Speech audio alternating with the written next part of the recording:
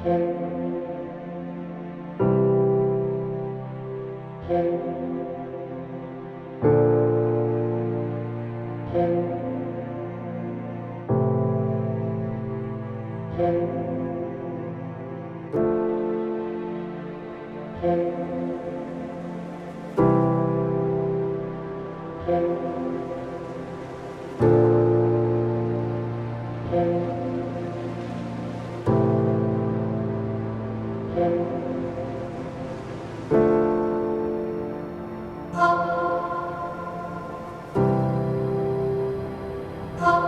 is a quick room tour of the room that we were sleeping. Hello everybody, this year's summer holiday we are in Morocco and I thought I would give you a tour of the Riyadh that we're staying in.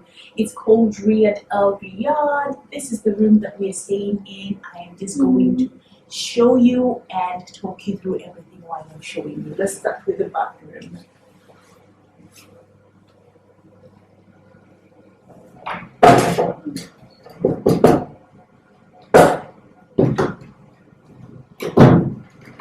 We decided to come to Morocco.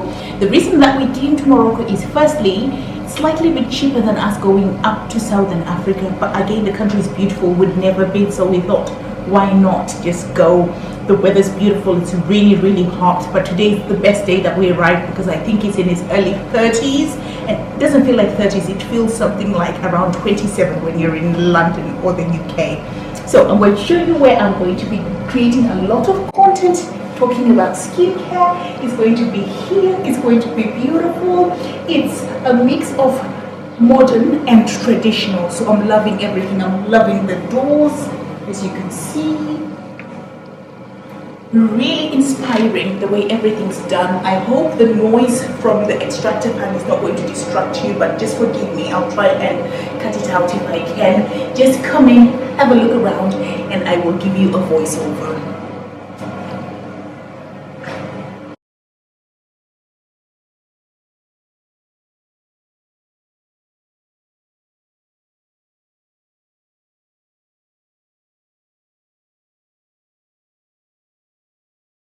I really don't think that this camera is doing any justice to this bathroom because it was very spacious. Unfortunately, my cameraman was not very seasoned, so he was taking these images in different angles. But hopefully at some point you'll start to see a better picture of the entire bathroom. It was way bigger than it shows here, and it was made in very neutral, very natural, very nature inspired interior design. It was beautiful, it was well kept, it was very clean, and it was somewhere where you enjoyed your time in. Where you looked, you continually see those natural wood tones that are inspired by nature and the whole idea of Morocco. Really loved were the grills is what we would call baklava's in Southern Africa, but here I'm not sure what they call them, but they were just everywhere. And then you had these shutters as windows as well, which just give a unique look to the whole entire space. Our Riyadh was kind of a modern mixed with the old, so it wasn't proper old Riyadh, so it's really nice. I liked it. Looked very Arabic yet modern at the same time. Plenty of space, plenty of storage, a good room enough for 3 people as it was very hot. Air conditioning was sufficient to keep us cool overnight, even though it was a bit noisy. I'm sure that there are quieter air conditions out there, but well, I'm not complaining, at least we had one.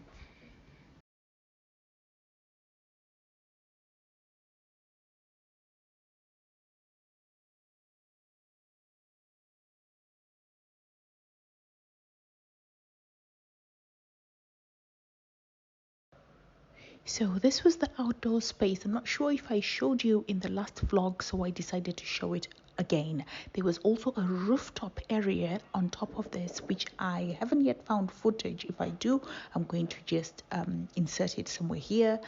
However, this is where it was. This is where the swimming pool is supposed to be, but it wasn't working while we were there. But there is a nice kitchen, that I'm sure that they use at times when they are busy, but they were not particularly busy at this point. So the kitchen downstairs was the one in use. There's a small lounge area where you can sit, and it's a place where you can come and work and do all those type of things that if you need to work, for an instance.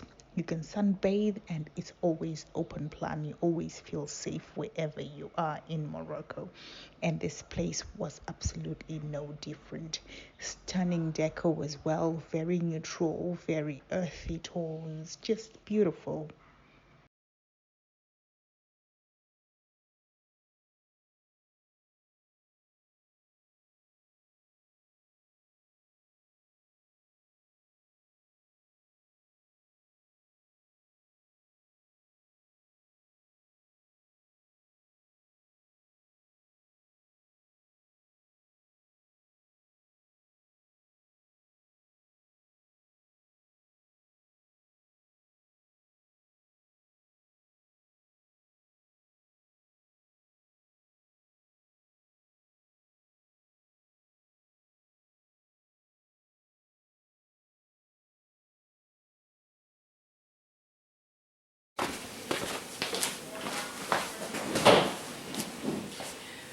Okay, let's try again. I've just recorded this and it wasn't bloody recording, so I have to start all over again. Never mind. I was just saying that I did a video where I showed you the Riyadh where we stayed. Find it somewhere here or here. Go and watch that and then come and follow on this one. This is exactly the same day when we arrived, because we arrived in Marrakesh around 9 a.m. in the morning. So we had plenty of day to play around with, even though I was extremely tired and hadn't slept. So what we did is when we went out, we were just walking about, making our way, going to the center, just seeing places around, and this guy saw us and came to us. I didn't know that these people do this as a profession. I mean, this is literally what they do for a job, catching unsuspecting tourists and diverting them to where they want them to go, and when they get there, get them to pay for something that they never planned for. So this guy came to us and said, Barber markets, we have barber markets. The barber markets are going to be finishing by tomorrow, so if you don't go today, you won't be seeing this. The barber markets are the original barber people of Morocco.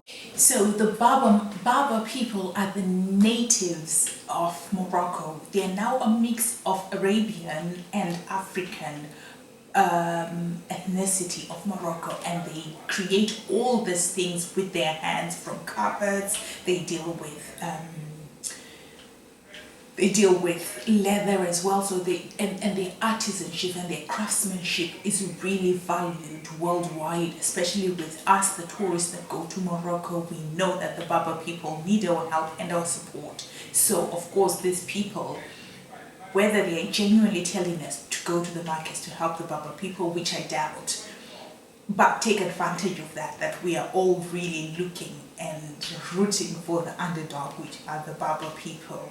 So yeah, I'm going to put a voiceover on top of the rest of this video so that you kind of get an idea, and I'll talk you through exactly what happened as we were doing this trip. I mean, I was so curious. I had to go and check it out for myself. I was curious. I know I could have said no some other time, but I didn't, and it was an adventure. My legs were hurting. My thighs had blisters by the end of it. I'm not a small girl. Look at me. I'm a big girl, I've got thick thighs, so of course my thighs were all blistered by the time that I'd finished doing this walk around these places. But it was definitely a worthwhile tour. It taught me a lot, and just listen to the voiceover and let me know what you think in the comments below. And my written mark on my forehead that anybody can just con me into doing this. We paid 200 dirhams, which is maybe roughly about 20 pounds, for him diverting us from what we'd initially planned. Wash the skin by water to get out the salt. After we put the skin... So this is washed now? No, this is for colorings. Oh no, this yeah. skin. No, that one it's finished. Oh, that's finished now. It's already. If you can't touch it, Okay. touch it. It's camel skin. And also we are here to have idea how people make the real skin. Like you see, many people selling Chinese quality. It's not good. It's not good But real leather. people, you know. Leather in there. No, the first step. The first step, we put the salt. Sorry, come. You can make video, make pictures. Yeah. Take your time, stay behind me. Okay. Because here, the first step, come to see, sir. The skin is arrived like this. Yeah, It's there. The skin is arrived, but we put the salt inside the skin. Guess why we put the salt, sir? To dry it, to preserve it, and to change the smell. Second step, we wash the skin by water to get out the salt. Here we don't use no chemical, no machines. Here we use also for color. Leather in there. No, the first step. The first step, we put the salt. Sorry, come. You can make video, make pictures. Yeah. Take your time, stay behind me. Okay. Because here, the first step, come to see, sir. The skin is arrived like this. Yeah, It's there. The skin is arrived, but we put the salt inside the skin. Guess why we put the salt, sir? To dry it, to preserve it, and to change the smell. Second step, we wash the skin by water to get out the salt. Here we don't use no chemical, no machines. Here we use also for color.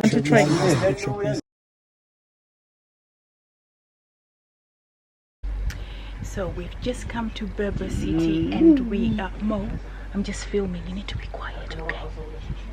So I've just come to Berber City. It's the city of leather and the leather is amazing. I'm going to sit down and really talk to you what has been explained to me about this leather that is made in Marrakesh. They have two types of leather. One is Berber leather and the other one is Arabic leather, and they do not use chemicals in dyeing. For an instance, there is this cushion over here that is dyed using saffron. This is saffron. There is no chemicals used to tint this over here, and this is made out of camel leather, and again no chemicals at all have been used in creating this, and it's just simply amazing. It's, let me just turn you around and show you all these. It's I mean, like, everybody needs to know what Marrakesh, Morocco are doing with their leather, and I think more people need to come and emulate to save our planet, really. Also, I think they need to be known more, because I think if it's true what they told me is people like Louis Vuitton, the Gucci's, come and get their leather from here. So if you're paying a premium for it, you're probably paying because they are using artisanal experts at creating leather. It's an old age tradition passed down centuries and centuries in family lines. Let me stop talking and show you all around, and hopefully I'll put together a nice sit down chat and tell you all about this type of leather.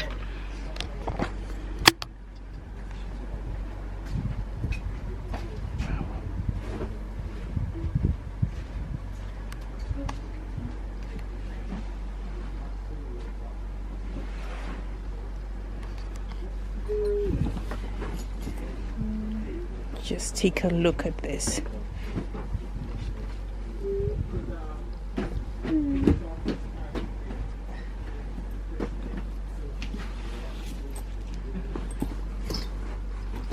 Amazing. Wow.